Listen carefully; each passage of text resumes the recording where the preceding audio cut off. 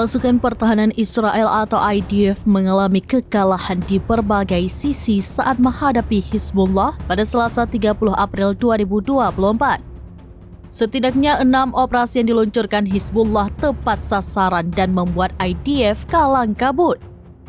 Imbas serangan Hizbullah, gedung persembunyian, kendaraan militer hingga sejumlah tentara pun turut terbakar.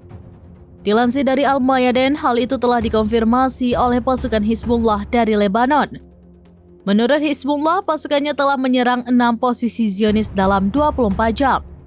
Di antaranya, Hizbullah menyerang gedung persembunyian tentara Israel di pemukiman Doviv dan pemukiman Afifim dalam waktu nyaris bersamaan. Setelah 2 serangan itu, Hizbullah menyerang tank Merkava Israel di Metula dengan menggunakan roket berpemandu.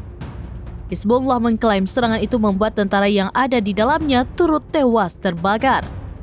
Serangan selanjutnya, Hizbullah juga melumpuhkan kumpulan tentara Israel yang berada di belakang barikade militer di Metula. Kemudian Hizbullah melakukan 2 operasi secara bersamaan, yakni dengan menargetkan lokasi radar di peternakan Sheba, Lebanon, dan gedung yang ditempati pasukan Israel di Metula.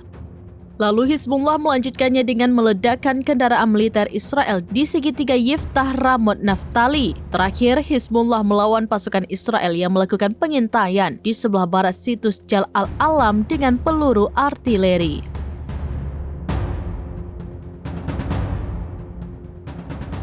Download Tribun X sekarang, menghadirkan lokal menjadi Indonesia.